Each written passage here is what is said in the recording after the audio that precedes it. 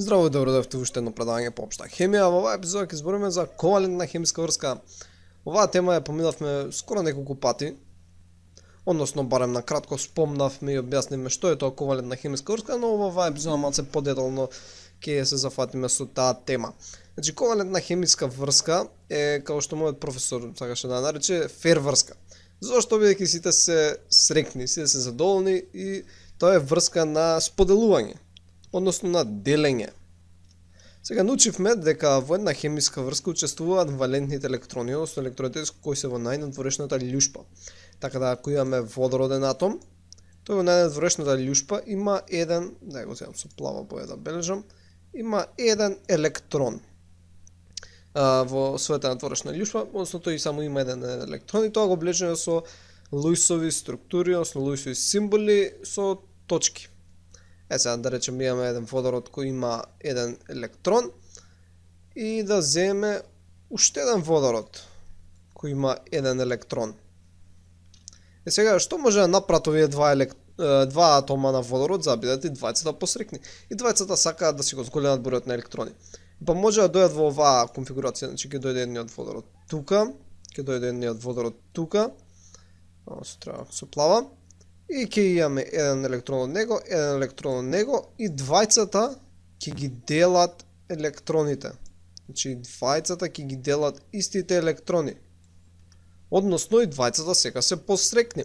И кога имаме два електрона, тоа се нарекува електронски пари, тоа може да го забележиме као H цртичка H, односно ова ќе биде H2. Бидејќи имаме два атоми на водород. И најчесто во оваа форма го наоѓаме водородот во природата, односно сврзан сам со себе и гради молекули. Сега поради тоа што оваа молекула е хомоатомска, односно изградена од исти видови атоми, и двата атома ги влечат електроните кон себе со иста сила, односно се поништува, значи имаш вектор наваму, имаш вектор наваму и двата се поништуваат и имаш нула. Односно електроните се наоѓаат точно на средината помеѓу двата атома. Не се привлечени ни повеќе кон едниот, ни повеќе кон другиот. Добро, ајде сега да видиме некој друг пример. Например, да земеме пример со азот. Значи, азот е N и азот е седми елемент, односно има 5 валентни електрона. Значи, ако има 5 валентни електрона, тие може да ги нацртаме на следниот начин. Значи, имаме тука 2, 3, 4, 5 валентни електрони. За да стигне тој до 8 валентни електрони, односно состојба на благороден газ, му требаат уште 3. Значи, како ќе ги добие 3? Може да ги добие по пат се сврзе со водородни атоми. Значи, ако имаме еден водороден атом тука, еден водороден атом тука, еден водороден атом тука, и секој водороден атом даде по еден електрон, бидејќи водородните атоми сакаат да си го зголемат бројот на електрони. И сега, ајде видиме колку електрони има азотот. Значи, овие се електроните на азотот, така ги бележиме. Ако земеме со зелена, ќе ги бележиме електроните на водородните атоми. Значи, вака. Сега, како што може да се види, азотот сега има стабилна електронска конфигурација, односно има 8 валентни електрони. Значи, имаме 1, 2, 3, 4, 5, 6, 7, 8. А водородните атоми и они сега имаат повеќе електрони него што има, односно се постабилни, имаат по 2 електрона. Значи сите се задоволни, ова е сосема фер. Ова исто можеме да го нацртаме на следниот начин со структури на кекуле. Значи еве го азотниот атом, и сега правиме 1, 2, 3 црти, овдека ќе ставиме водородните атоми, бидејќи секој два електрона обележуваат една црта. Но треба да се запишат и слободните електрони. Значи тука имаме два електрони кои не учествувале во формирање на врска. И тоа е многу важно во однос на структурата на молекулата, нејзиниот 3D изглед, но за тоа ќе збориме понатаму, и за нејзината реактивност. Ова, ако го запишеме со молекулска формула, тоа ќе биде NH3, односно ова е амонијак. Добро, да видиме уште еден метод како ова би можеле да го нацртаме. Значи, како што си го имаме азотниот атом, и сега ги нацртаме орбитите. Ќе нацртаха две орбити. И сега ќе нацртаме електроните, бидејќи азотниот е седми елемент, има 7 електрони, односно има 5 валентни електрони. Значи има 2 овде и во последната љушпа има 5, значи тоа ќе биде 1, 2, 3, 4, 5 електрони. Сега ги нацртаме трите водородни атоми. Ајде ги нацртаме трите водородни атоми, значи тука ќе имаме еден водород. Ќе ставиме тука еден водород. И ќе ставиме тука еден водород. Сега водородните атоми имаат една орбита, значи вака. Ова ќе иде вака. И ова ќе биде сега ќе нацртаме електронот кој припаѓа на водородот. Значи тоа ќе биде овој електрон и овој електрон. Односно сега, еве ги овие потемноплавите се на водородот, овие посветлоплавите се на азотот. И сега, како што може да видиме, азотот во својата најнадворешна љушпа има 8 електрони, а водородните атоми си имаат по 2. И вака некако би изгледало како тие се сврзани. Гледате дека неговата орбита со неговата орбита се преклапаат и тука се електроните. Но ова е само шематски приказ, значи ова не се случува вистински. И овдека можеме да ги видиме и двата слободни електрони кои се на азотот. Несврзувачки. Но што ако некој може да праша, што ако земеме два атоми па на азот? Значи ако имаме еден азотен атом, значи има 1, 2, так електрони, и да земеме уште еден азотен атом. Тој е 1, 2, 3, 4, 5. Сега нема ли двата да бидат постабилни ако се сврзат еден со друг? Сега речеш, добро, па како ќе се сврзат, им требаат 3, а може само 2 да се сврзат. Не. Може да се сврзат со колку електрони им се потребни. Значи, крајниот продукт од ова, ако овие два се сврзат, значи да ги земеме овие два, да ги сврземе, ќе нацртаме тука, значи го имаме едниот азотен атом, го имаме другиот азотен атом. И сега има два начина ова да се запише, значи може да се запише на овој начин, значи ќе нацртаме 3 вака со по 2 електрона. И овдека уште 2, кои се двата кои не се сврзани. Или пак може да се нацрта на следниот начин. Значи може да земеме 3 електрона вака тука, тука, тука и 2 на двете страни. Значи ова со формули на Кекуле, односно Кекулеви структури би изгледало N 3 цртички N. Односно N тројна врска N. Ова ќе биде N2. И ова е прилично силна врска, значи која е сврзана со 3 цртички, тоа е многу силна врска. Значи овдека може да ги видиме, ова е едната цртичка, ова е втората цртичка, ова е третата цртичка. Односно, еве сега сите се задоволни, значи он си има 8 електрони и он си има 8 електрони. И двајцата се во состојба на октет и бидејќи двата атоми се исти, електроните се наоѓаат на средина помеѓу нив.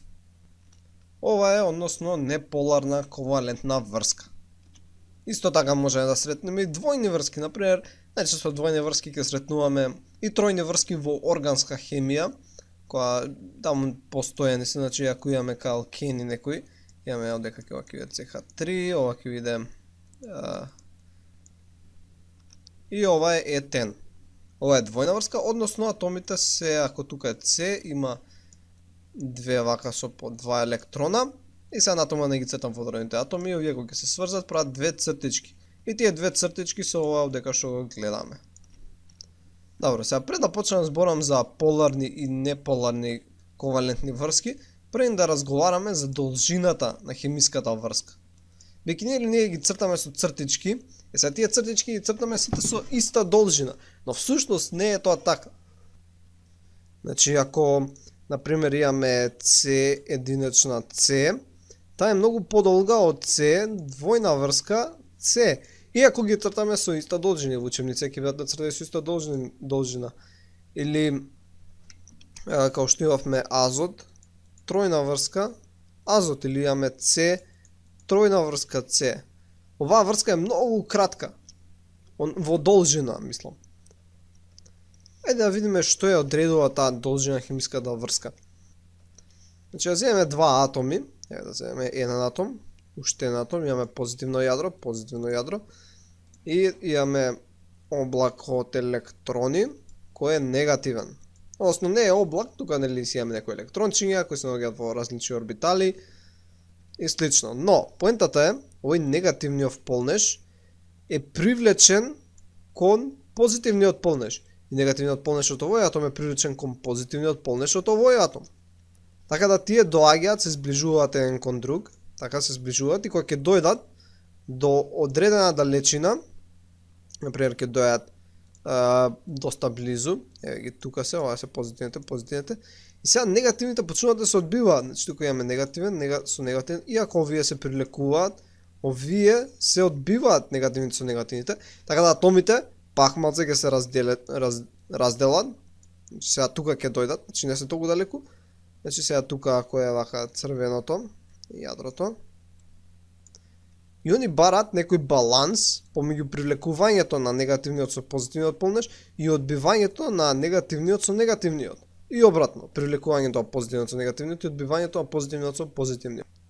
Растојанието на кое ќе најдат баланс помеѓу тие две сили е всушност должината на хемиската врска. Значи тука која имаме една врска помеѓу нив, која ако се замислиме со стрелка, со линија, што не е линија, тоа е должината на нивната врска. Ова нивно привлекување и одбивање е всушност електростатската сила. Кога се подалеку, сакаат да се привлекуваат и постојано се привлекуваат, кога ќе стигнат помногу блиску, почнуваат да се одбиваат. И маце ќе се оддалечат, и тоа што се оддалечиле пак се привлекуваат, и кога ќе стигнат пак, кога ќе се сближат, пак маце ќе се одбијат, и постојано така се доека не најдат некој си баланс. Каде што односно користат најмалце енергија, значи не користат многу енергија, нема многу енергија која ги привлекува и нема многу енергија која ги одбива. Да бидат, односно затоа сакаат да се сврзуваат, за да бидат во најниска енергетска состојба. Ако сега би нацртале график, тоа би изгледало некако вака, значи ако земеме две линии, да земеме, значи ќе нацртаме една линија во оваа насока, една линија во оваа насока. Оваа линија нека биде енергијата потребна, значи ова е енергија. Или да го блежиме со е. Ова нека биде должината врска, значи оваа линија. Значи должина. Сега, ако земеме два некоја хомоатомска молекула, да земеме два водородни атоми. Значи имаме тука два водородни атоми кои се многу блиску. Бидејќи се многу блиску, бидејќи должината им е мала, ти имаат многу висока енергија. Многу сакаат да се одбијат, значи енергијата е многу висока, значи во оваа точка. Ако должината е да речеме некоја да си тука, точка енергијата е толкава. Значи ако се наоѓаат на толкава далечина, енергијата им е на оваа висина. Ако се наоѓаат на оваа далечина, тогаш кога енергијата пак се зголемува поради тоа што се многу далеку и посакуваат да се привлечат еден со друг. Така да енергијата пак е повисока. Ако ги најдеме на оваа далечина, еден од друг, значи на оваа далечина, тогаш енергијата уште е поголема, бидејќи сакаат пак да се привлечат. Така да ако би нацртале график, тој би изгледал некако на следниот начин. Значи ќе биде една линија вака, која ќе иде вака и тука ќе прави асимптота. Односно, оваа позиција што е тука најдоле, со најниска енергија, е таа на која ќе се наоѓаат атомите. Значи, најниската енергија, гледаме, повлекуваме тука права, гледаме кај удира правата на оската за должина и гледаме колкава е должината на хемиска врска. Значи, атомите, ако се наоѓаат на оваа должина, имаат толкава енергија, Y. Местото кај што имаат најмала енергија, односно кај што Y е најмало, таа ќе биде должината на хемиската врска. Сега, ако хемиската врска е образувана од повеќе електрони, значи не е со еден електронски пар како што е, не знам, C, единечна C. Ако е C, двојна врска C, тошка бидејќи поради тоа што има повеќе електрони кои се сврзуваат, повеќето електрони повеќе се влечат со позитивниот полнеж на јадрото, значи едните се речат на атом, едните на атому, но иако повеќе се одбива, таа врска е пократка. Значи, ако C, сега да направиме некоја шема, ако C единечна врска е толкава, C двојна врска би изгледало, не знам, толку. Ако имаме C тројна врска, тоа ќе биде многу тесна врска, многу кратка. Значи, единечната врска е најдолга врска. Во должина, мислам, не е временски период долга. Добро, дај сега да збориме за еден концепт за кој зборевме кога зборевме за електронегативност, односно ќе збориме за поларни и неполарни ковалентни врски. Значи, ако си имаме сега некој тука си атом и тој е сврзан тука со двојна врска со уште еден атом, значи ова нека биде кислороден атом. Ова најчесто го сретнуваме во органската хемија, каде што имаме С, двојна врска О, ова односно е карбонилна група.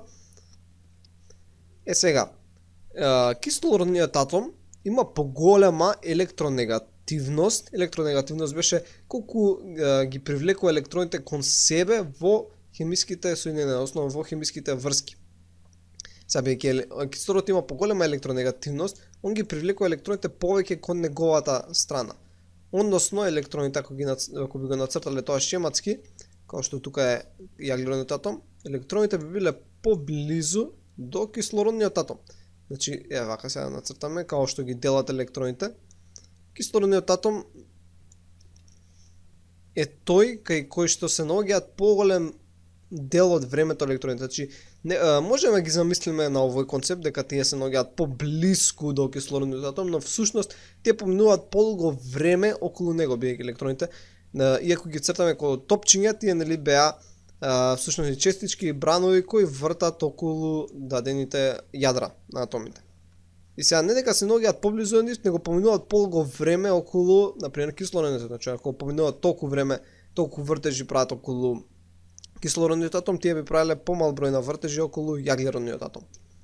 И оваа ковалентна врска, каде што електроните се попривлечени кон еден атом, се нарекува поларна ковалентна врска, бидејќи овдека, бидејќи овој атом сега има повеќе електрони, тој ќе биде парцијално негативен, бидејќи електроните носат негативен полнеж, а јаглеродниот атом, бидејќи сега има помалце електрони, позитивниот полнеж од јадрото ќе преовладува, односно ќе е парцијално позитивен. И оваа ковалентна врска се нарекува поларна, бидејќи имаме поларитет, имаме позитивен крај и негативен крај.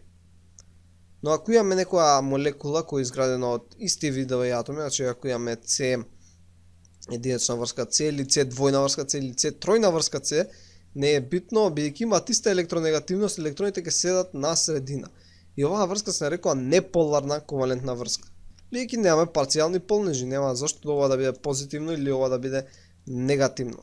Ќе си имаат исти полнеж.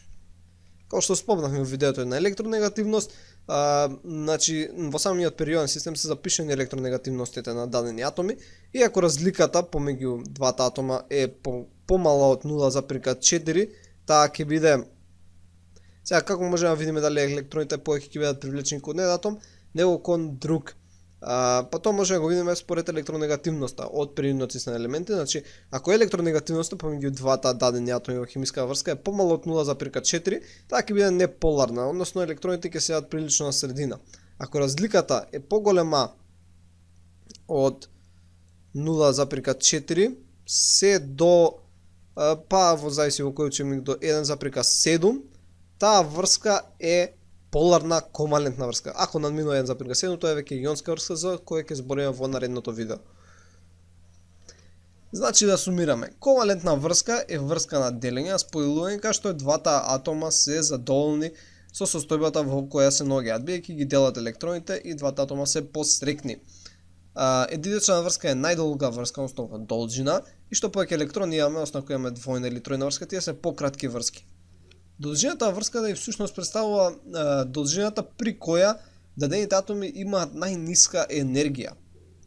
Исто така, колку близу ќе се наоѓаат електроните кон еден атом, односно колку подолго време ќе поминуваат околу еден атом, зависи од нивната електронегативност. Ако таа електронегативност е помала од 0,4, имаме неполарна ковалентна врска, ако е поголема од 0,4 до 1,7, тогаш ќе имаме поларна ковалентна врска, што е многу битно за понатаму тоа што ќе го говориме. Особено во органската хемија. Ви благодарам што гледавте, ако сметате дека научивте нешто ново, стиснете лайк, сабскрајбнете, споделете со пријатели, ќе се видиме во наредната епизода и како секогаш останете љубопитни. Поздрав!